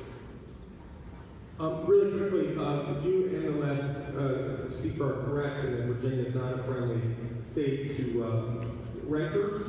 And I hate to be political at these things because it sounds like just an excuse. But with the current majority in Richmond, we don't have the ability to be more friendly to renters. We are revamping our eviction laws, which happen to be part of it. But we want, before you get evicted, to be friendly and about rent increases. And there's only one way that's going to happen, and that's with the change in party control. Same thing with the money being replaced in the Northern Virginia Transportation Authority.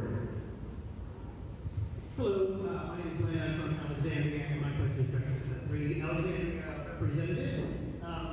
Regarding the Virginia Tech campus, would they come whether Amazon was coming or not? And number 2, there was a mention of low-income Alexandria children finding their way out of poverty because of this campus. So my question is, what mechanisms are in place to ensure that that will happen?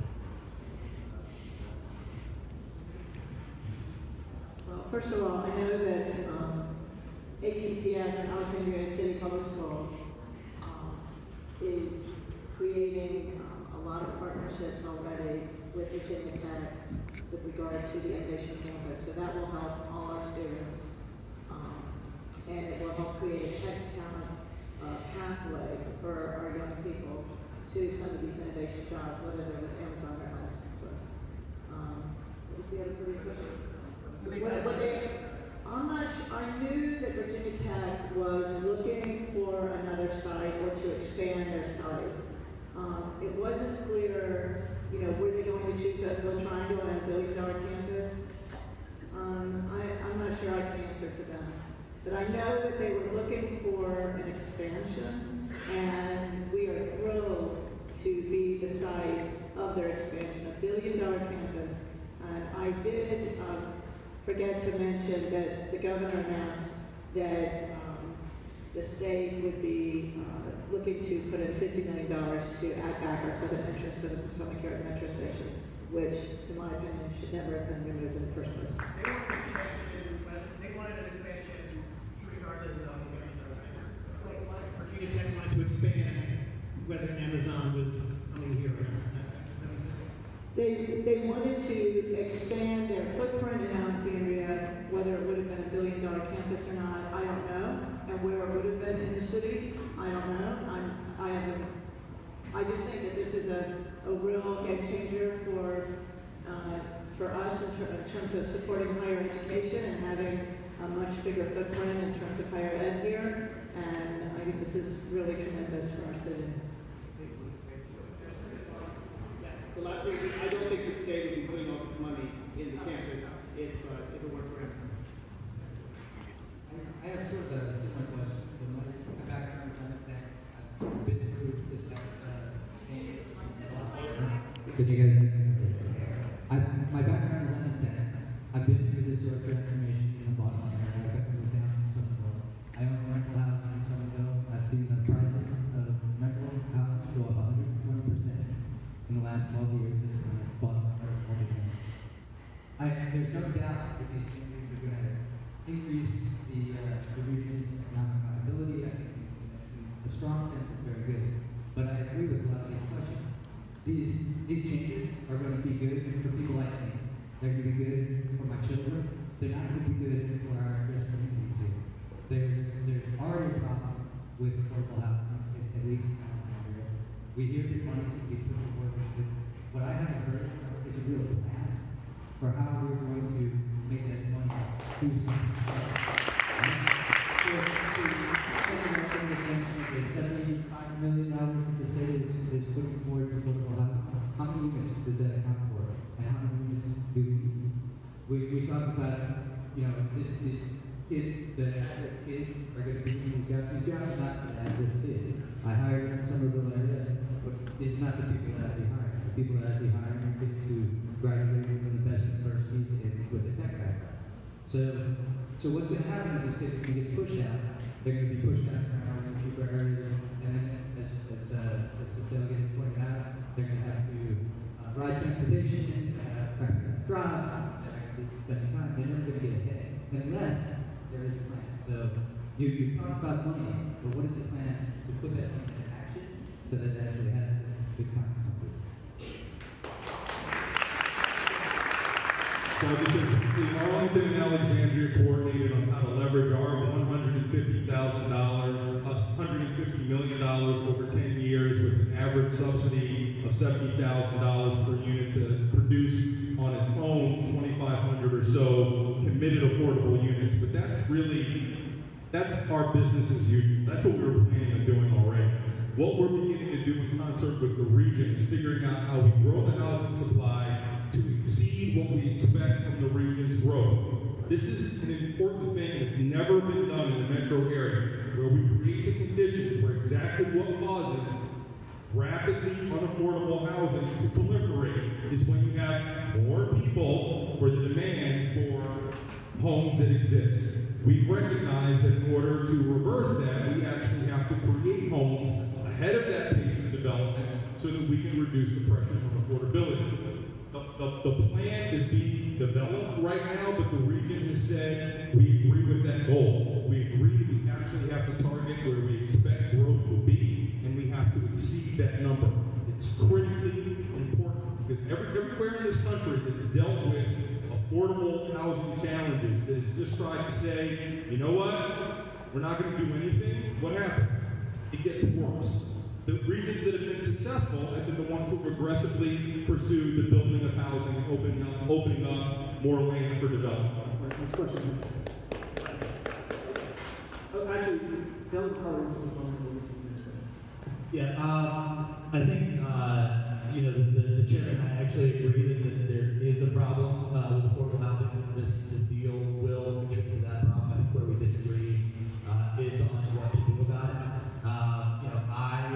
I understand that my thinking on these sorts of things is a little unorthodox in Richmond, but when I look around at our housing market here, we have folks like me who are renting, who are living paycheck to paycheck.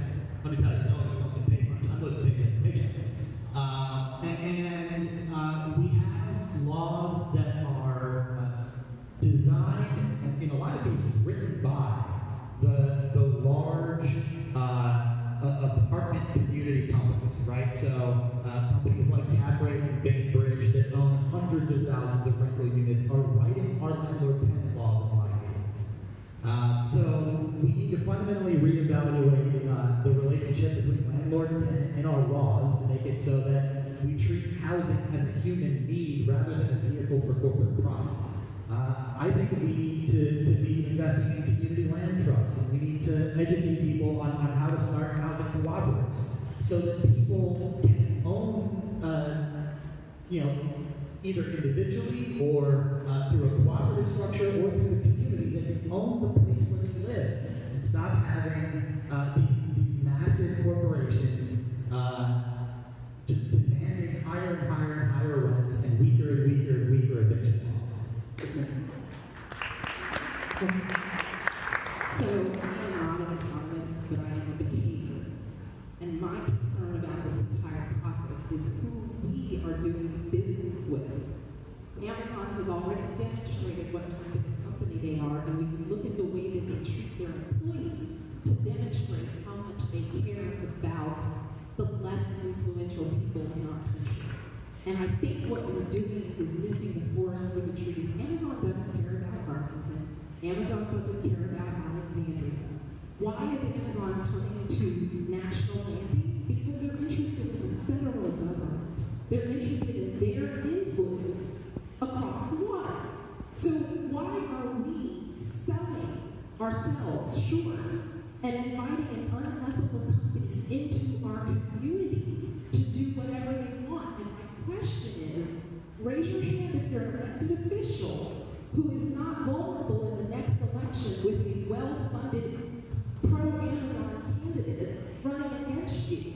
We will not have a voice in our community. We will not have any say. We have no way to hold them accountable when they get here and they start breaking these promises. And I want to hear, what are we doing, worst case scenario, when they demonstrate previous behavior in these broken promises and they begin treating us the way they are treating their employees?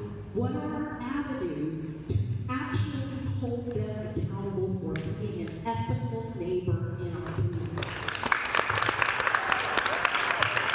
It's not that Amazon is the influence for being unethical when a company is, but we need to have strong wage theft laws, we need to have stronger labor protections. Those are the things we've got to do. And as elected representatives, there's two things we can do. One is make laws, which is our primary responsibility.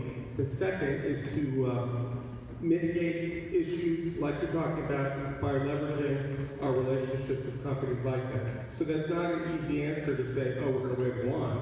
But through my career, I've worked on things like labor issues, PLAs. I've got a meeting with the labor community.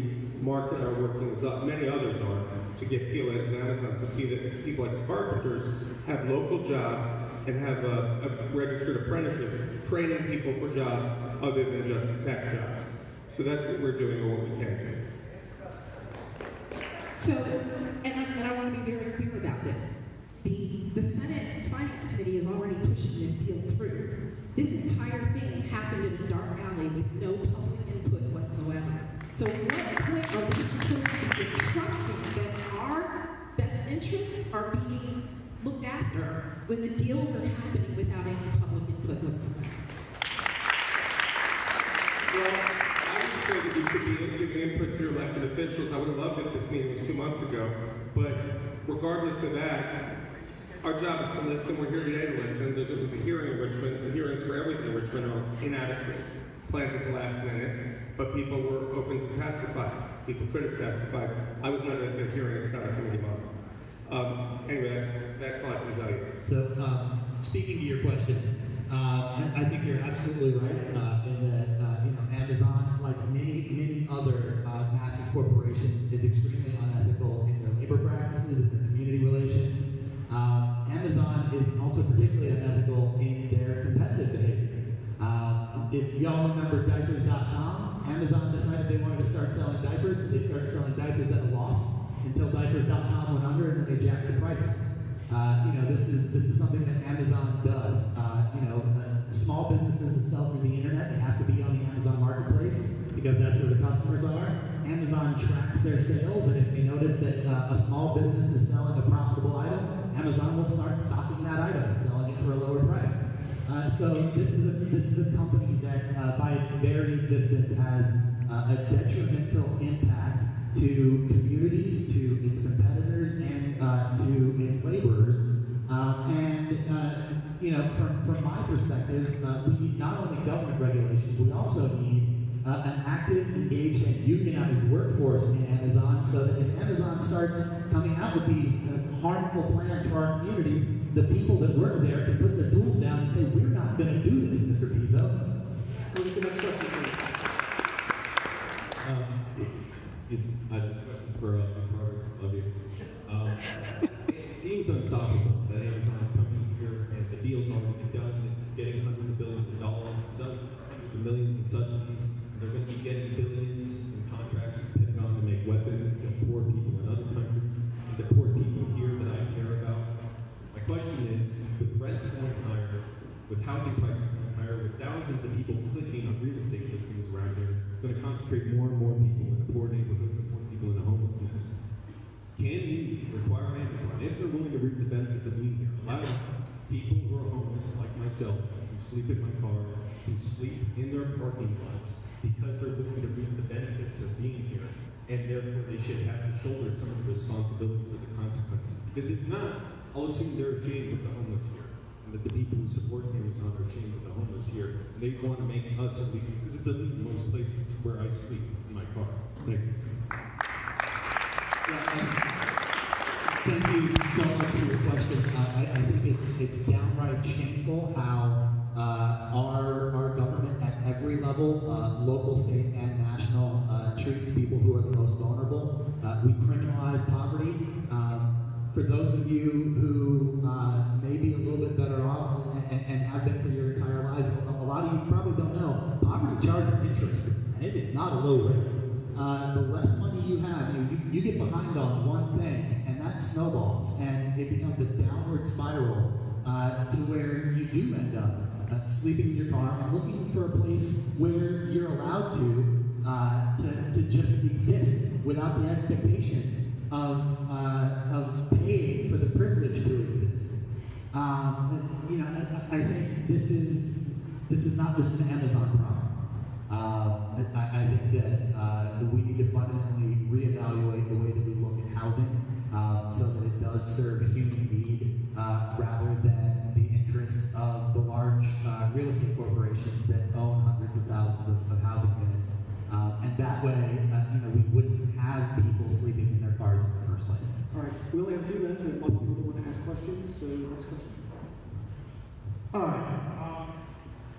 Hello. I'm also in the IT field, and I've been in this area for about 30 years. I have a sort of 3-part question, mostly aimed at the elected officials here. The first part is, Crystal City is essentially on the river. One of the things that's always amazed me is how little we use the river. They now have a ferry that's going back across to National Harbor. But what I was thinking is we really should be using docks at Crystal City and things like that to help our commuters stuff. The second part is, as has been said, there's a 17% emptiness. We should turn some of those buildings into residential units. They've been doing it in other cities, London, New York, etc. Unused residential, unused commercial, converted to lofts, things like that. And the third part, which I'd like to input on, is I hate to admit this, but I'm now 2-10. My father died just a couple weeks ago at 97. he was active to his dying day. He worked and things like that. Yet our IT industry, which is now the single largest in this country, essentially begins to cut you off at 55. What can we do to retrain people so that they can gain the skills they need to work in the current economy? I've been doing it myself because that's what my job is. But you're talking about positions are unfilled. You have a lot of older people in this country that could be pre-trained. You would have workers. Thank you. If I could take the first couple cracks at it. Using the water as a way to deal with congestion and commuting is something that some other elected official colleagues of mine I know are very much interested in, and I know that there's some conversations about how to best utilize those resources. Adaptive reuse of office space for housing is something that we've actually done in Arlington a little bit. But one of the reasons why you don't want to take all of the buildings that we're planning for office and make them residential is because the benefit of having an office and a residential community, the mixed use dynamic, is that you have opportunities for businesses to have customers during the day and when people come home at night. And remember, when you add to an already dense place, Arlington, 230,000 people, 26 square miles, is one of the densest communities in the entire nation. That has added pressure on schools, other infrastructure, so it's not as simple as just saying, let's use this space for this and that. It comes with other consequences that you have to be mindful of. But I'm going to take your using the water as a way to deal with congestion to heart and ask about it. And I just want to make a plea to my Alexandria colleagues as you sort of deal with the Virginia Tech expansion. Let's not forget those people who are already trained to a certain degree, who might be looking to have a different career path or just need some incremental training. This shouldn't just be about a pipeline for young students to develop this education, but we should utilize people who already have some skills.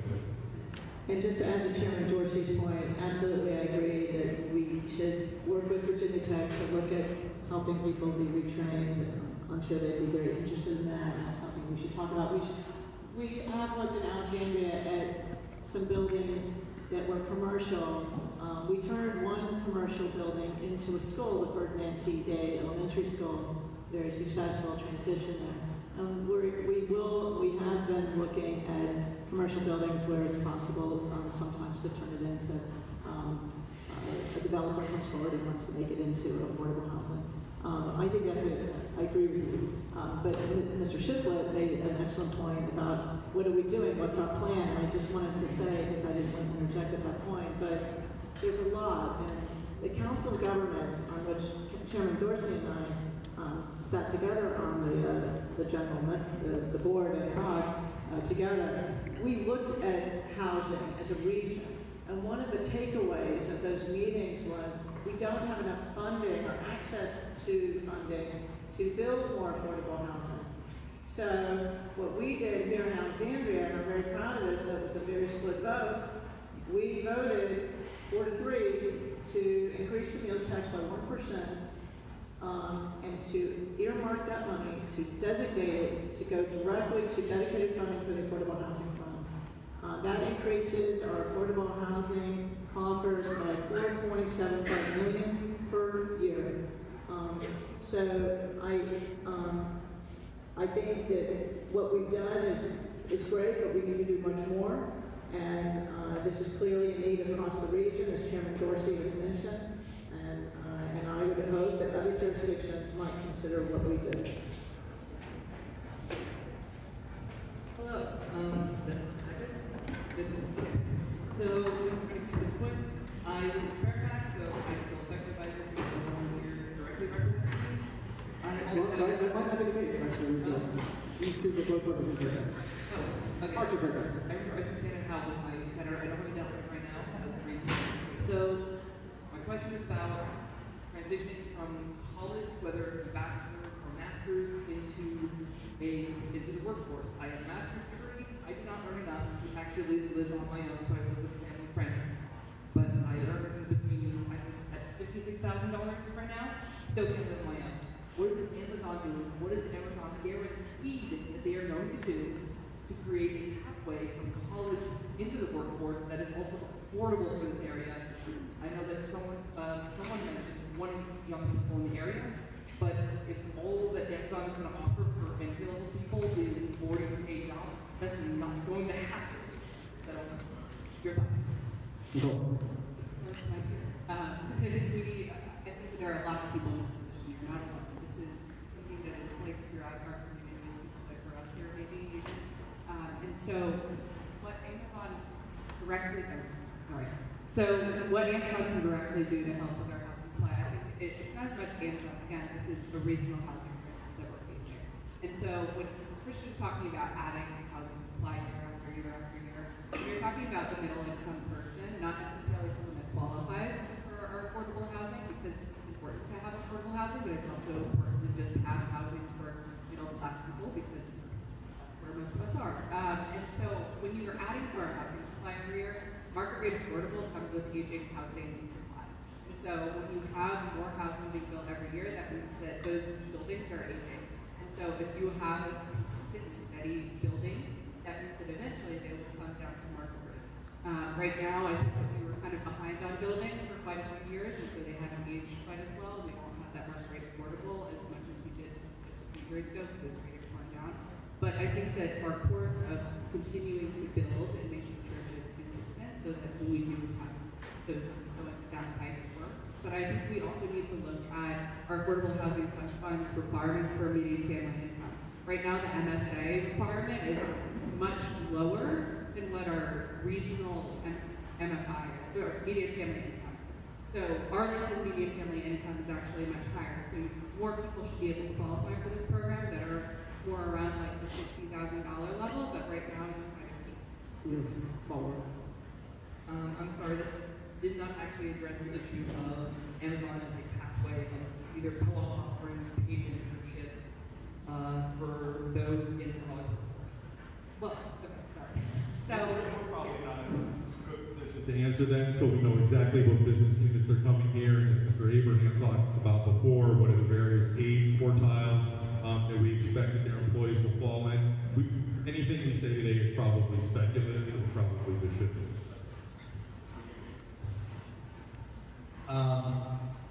I did 5 years in the Marine Corps, and one of the things that taught me is that if it's not on paper, it doesn't exist. And to answer your question, I've read the entire memorandum of understanding, and there is no guarantee. Next question. Hi everyone, thank you so much for the time and preparation you came and taking the time out to present all the details today. It really means a lot to us, especially for me. My background is in IT recruiting, so I'm excited about the opportunity with Amazon coming in. It's going to help my business out as well. And there was a lot of things that Chairman Dorsey had mentioned. I really felt that you came the most prepared to this presentation with the data that was needed to tell all the relevant stuff that's needed, especially when it comes to transportation. And now is what I want to talk about is we understand that there's a lot of investment toward enhancing the transportation streamline.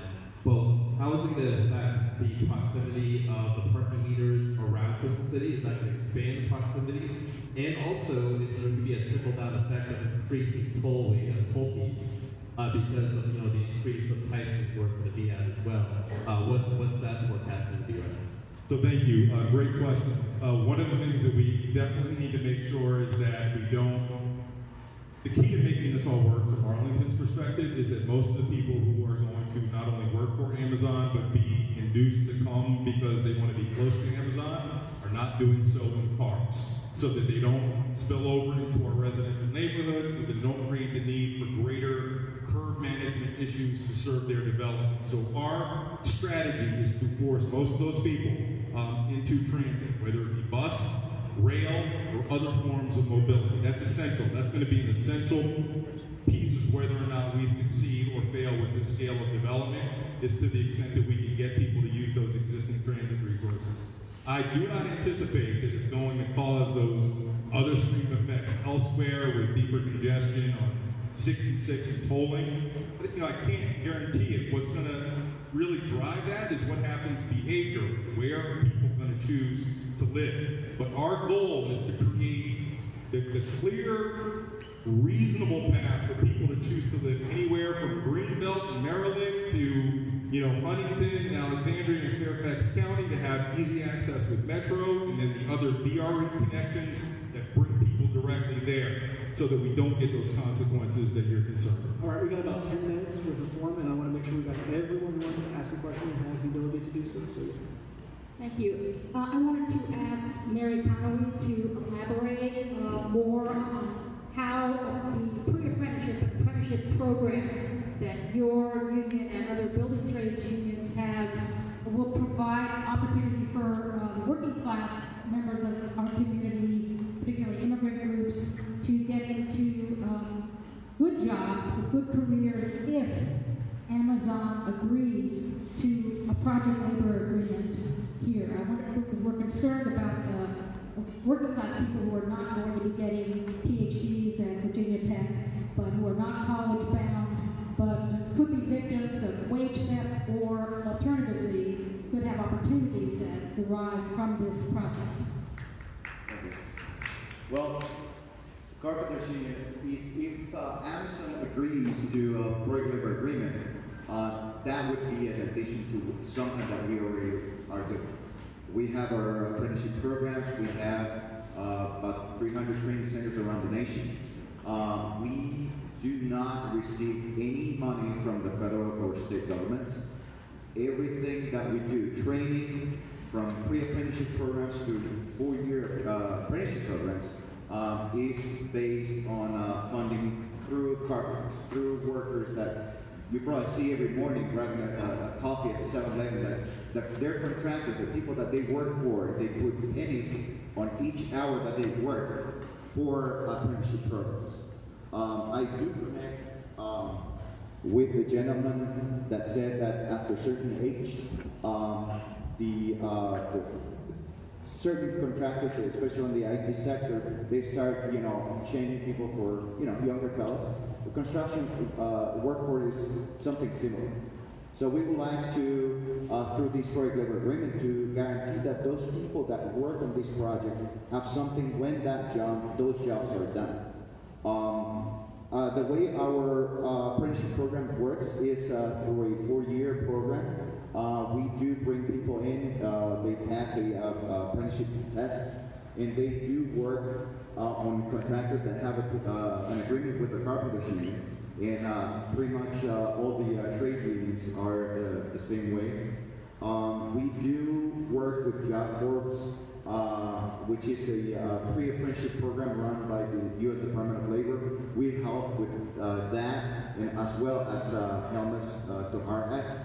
We do work with them. We try to work in the communities in which, of course, we have work labor agreements. We work throughout the nation. But just so that you guys know, other areas where we have more market share, those areas like New York, Chicago, our union in those areas is helping fund some of the training on this area. So we are bringing our money into the area to help out with the apprenticeship programs, with the apprenticeship programs. We do have, as a workforce, a short productive years. We have somewhere around 30-35 years of productive years as a carpenter. And we believe that if the project labor agreements keep on happening, we are going to be not only health funded, but retirement funded, and we are going to become an asset as we retire to the communities in which we live in. If we do not keep on pushing for these project labor agreements, we will be in a deeper hole than the one we are in right now. Affordable housing is going to keep on being a problem, and hopefully we can help. Thank you. Thank you. So I have about housing regarding the housing crisis, and I appreciate that there's a multi-pronged approach here, that is increasing funds to the affordable housing fund for Virginia. I also appreciate that we know that the population has been increasing at a much faster rate than we've been building housing here. It's been outpacing it dramatically for the last 10 years, and it's contributed in this crisis. So I appreciate your comment earlier that louder. So I Don't hold it toward the ceiling, hold it toward the mouth. I appreciated the comment that Mr. Guest is part of this deal that Virginia is going to be reevaluating and trying to assess how it's actually going to be able to population increases. So I guess he was left, I wanted to ask him to elaborate on that. I don't know. We are running over, that's our fault. All right. Do you have another question? My question was just, I live in Washington DC, and it's going to impact DC, and I don't know if anyone in this room can speak to what coordination is happening with anybody in DC to address. I don't think any of this money is coming to DC's Affordable Housing Fund, and I don't know what DC is doing to try to address DC supply there. So I don't know if anyone in this room knows. That's my question. I think it's a different color, maybe, that would be helpful, but Well, I just want to address it, that we know that Amazon is going to have regional impacts, and that's one reason why we're holding this forum, to try to get out the word in Northern Virginia. So, really appreciate the question. We know we will have impacts on housing in DC as well. Bezos lives 6 miles away. We know it's only 6 miles away. Parts of DC, so people will be living there and working at Amazon. So here's for our last question. Thanks. I'll be really quick. This is both for the panel and the audience. I'm curious to know how many people here came because you are excited and looking forward to Amazon being. Okay. Small handful. The rest of the excited people left, I guess. Maybe, but I came, and a lot of people that I've seen, the concerns that have been expressed are representative, and I want to take this chance to remind the panel of dozens, hundreds of people who are not excited about Amazon coming here. And it seems that we're offering incentives for Amazon to come. We're talking about the state, the locality, picking up the cost of affordable housing with Amazon's competitor. Like Microsoft just contributed $500 million to affordable housing in Seattle. While I would urge that anyone in a position of power here representing all the people who are here concerned about not trying to get a slice of the pie, but just to continue living our lives without being substantially disrupted. So not so much a question, but an urge, a comment to please place more pressure on Amazon to be socially responsible. They're part of the tech industry, which is at the forefront of social responsibility now. Google, Microsoft, Apple, all of them have done a lot of social responsibility, and we've already established that Amazon doesn't simply make that a priority. Thank you so much. Thank you everyone who's here, everybody who asked questions. Thank you so much to all our elected officials, our panelists. Christy Dorsey had to leave us a minute ago, but thank you to Lee Carter, Russian Abraham, and Nicole Merlane. Right, and if anybody wants to follow Mark over to Lowe's Tios on Mount Vernon Avenue, there are 2 Lowe's Tios. Please go over there and get some drinks and food and ask them more questions. And, the politicians are here if you want to talk to them. Say hello. So, thank you all. It really emptied out because people got tired of waiting. Everyone blabbing up on the podium here and not letting the people in the audience talk. Got to do that next time, folks. The good town halls when everybody gets to ask their questions and everybody gets heard. Bye-bye.